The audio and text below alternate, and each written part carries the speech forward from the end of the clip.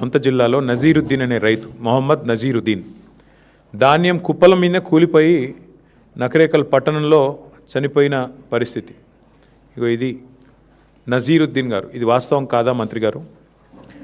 ఇక 1-2 కాదు, అసలు ధర్నాలు, రైతులు స్వచ్ఛందంగా రోడ్డెక్కి చేస్తున్న ఆందోళనలు అయితే లెక్కలేదు. ధర్నాలు రైతులే చేయట్లేదు, కాంగ్రెస్ కార్యకర్త. ఇది జనగామ జిల్లా ఏనేబావిలో కాంటా పెడతలేరని చెప్పి కాంగ్రెస్ కార్యకర్త పేరు కూడా నేను చెప్తాను మీకు. ఆయన పేరు పొన్నాల తిరుమలేష్.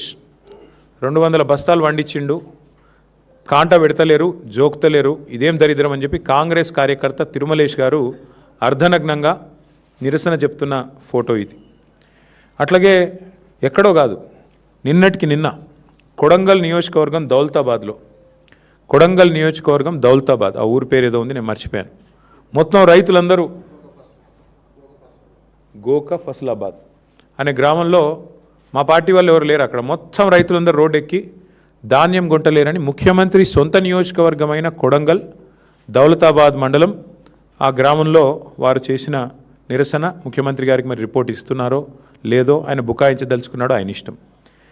ఇక మా పార్టీ నాయకులు మొత్తం కలిసి మంచిర్యాలలో చేసిన ధర్నా, ఒకటే రోజు 4 రైతులు మంచిర్యాల జిల్లాలో మరణిస్తే మా నాయకులు జీవన్ రెడ్డి గారు, మాజీ మంత్రివర్యులు, మాజీ ఎమ్మెల్యే దివాకర్ రావు గారు మంచిర్యాలలో రైతులతో సహా ధర్నా చేసి 4 ప్రభుత్వం ఆదుకోవాలని చెప్పి ఆ ఈదురుగాలులకు అక్కడే మరి సంఘటన జరిగితే వెంటనే మా నాయకులు స్పందించిన పరిస్థితి. ఒకటిగా అది చెప్తూ పోతే ఎన్నున్నాయంటే ఇట్లా మీరు చూడండి, ఇదిగోండి ఎక్కడెక్కడ ఏ జిల్లాలో జరిగినాయి కూడా మీకు చూపెడతాను నేను. చూడు, ఇది ఈనాడు పత్రిక. సరే, మళ్ళీ నమస్తే తెలంగాణ చూపెడితే అది మీ పత్రిక అంటాడు, అదో బాధ. ఇది ఈనాడు పత్రిక. ఈనాడు పత్రికలో వచ్చింది, కొనుగోలు కేంద్రంలో ఆగిన రైతు గుండె. ఇది నెక్కొండ మండలం, వరంగల్ జిల్లా. మృతుడి పేరు వెంకటేశ్వర్లు, రైతు గారి పేరు. ఇది వెంకటేశ్వర్లు గారు. ఒకరిద్దరు కాదండి, నాకు ఇంకా చాలా పేపర్లు ఉన్నాయి. ఇక పురుగు మందు తాగి కొల్చారం, మెదక్ జిల్లా, శ్రావణ్ కుమార్ అనే రైతు కొంటలేరని చెప్పి పురుగు మందు తాగి నిరసన చెప్పి చివరికి చచ్చిపోయిన పరిస్థితి. మొత్తంగా చూస్తే ఈరోజు రాష్ట్ర వ్యాప్తంగా ఇక ధాన్యం కుప్ప చేస్తూ రైతు కన్నుమూత. 1-2 కాదండి, ఇట్లా ఇప్పటికి కేవలం కొనుగోలు కేంద్రాల్లో చనిపోయిన రైతులు దాదాపు 10 మంది పైనే ఉన్నారు. ఒక్కరూ చనిపోలేదని మంత్రి గారు అంటారు.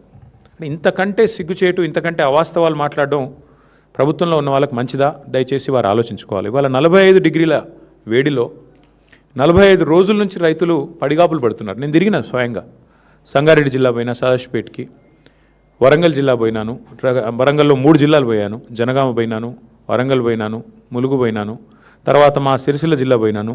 దాదాపు 5-6 జిల్లాలు తిరిగితే ఎక్కడ చూసినా మా నాయకులు అయితే అందరూ ఫీల్డ్లోనే ఉన్నారు, అందరూ ఫీల్డ్లో తిరుగుతూ ఉన్నారు, ప్రతి ధాన్యం కొనుగోలు కేంద్రం దగ్గర పోతూ ఉన్నారు. ఎక్కడికక్కడ రైతులు, సార్ గన్నీ బ్యాగ్స్ లేవు సార్, సంచులు లేవు సార్. ఈ రాష్ట్రంలో గన్నీ బ్యాగ్స్ దొరుకుతలేవు, కానీ గన్స్ మాత్రం పుష్కలంగా దొరుకుతున్నాయి. కరీంనగర్లో 5 తుపాకులు పట్టుకొని పోయి పొద్దున 11 గంటలకి తుపాకులతో కాల్పులు జరుగుతున్నాయి. కానీ నిస్సిగ్గుగా ముఖ్యమంత్రి గారు చెప్తున్న మాటలకు కానీ, మంత్రి గారు చెప్తున్న మాటలకు కానీ, చేతలకు కానీ పొంతన లేదు. వాస్తవానికి ఈరోజు కూడా రాష్ట్రంలో ఎక్కడా కూడా 30-35% మించి ధాన్యం కొనుగోలు చేయలేదు.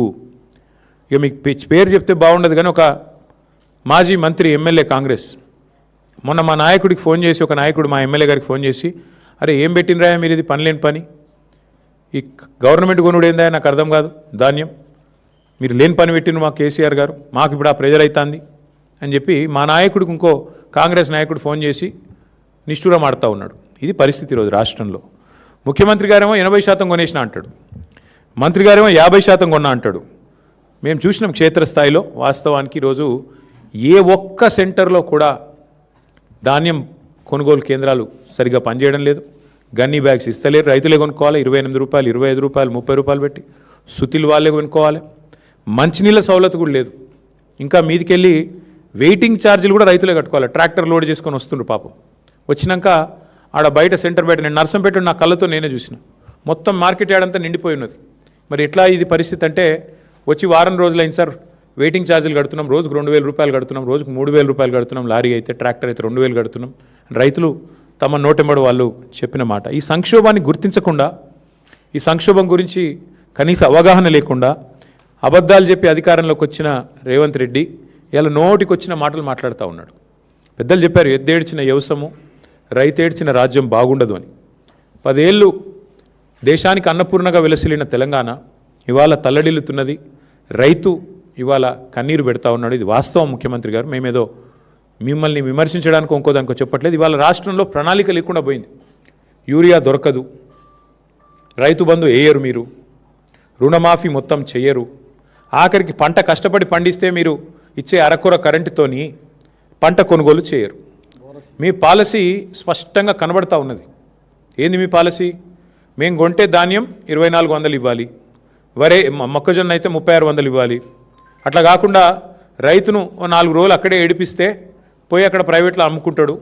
ఎవరో సేటుకో ఎవరో రైస్ మిల్లానికో అమ్ముకుంటాడు. 1700 1800 ఇక సచినోడి పెళ్ళికి వచ్చిందే కట్నం అన్నట్టు ప్రభుత్వం ఎట్లా కొంటలేదు కదా, ఆయన వర్షం కింద పడితే నాశనం అయిపోతుంది పంట, మొలకెత్తితే మళ్ళీ వీళ్ళు కొనరు అని చెప్పి ఇవాళ ఆ పరిస్థితుల్లో రైతు ఉన్నాడు. ఇవాళ ముఖ్యమంత్రి గారు ఇంకా కూడా బుకాయింపులతో, బెదిరింపులతో, హుంకరింపులతో, అబద్ధాలతో నెట్టుకొస్తా అనుకుంటా ఉన్నాడు. మేము ప్రభుత్వంలో ఉన్నప్పుడు ఇదే ముఖ్యమంత్రి గారు తరుగు గురించి బాగా మాట్లాడిండు. ఇంత తీస్తారు, అట్లెట్లా తీస్తారు, ఇట్లెట్లా తీస్తారు. ఇవాళ వాస్తవానికి 6 నుంచి 8 కిలోల తరుగు తీస్తూ ఉన్నారు. ఇది వాస్తవం. ముఖ్యమంత్రి గారిని కాంగ్రెస్ పార్టీ నాయకులని ఒకటే అడుగుతున్నా, ప్లేస్ మీరు డిసైడ్ చేయండి, ఏ ఊరు మీరు డిసైడ్ చేయండి, మేము వస్తాం, మా నాయకులందరం వస్తాం. ఏ సెంటర్ కన్నా పోదాం రాష్ట్రంలో. మీరు కొడంగల్ నియోజకవర్గంలోని ఏ సెంటర్ అయినా మేము రెడీ.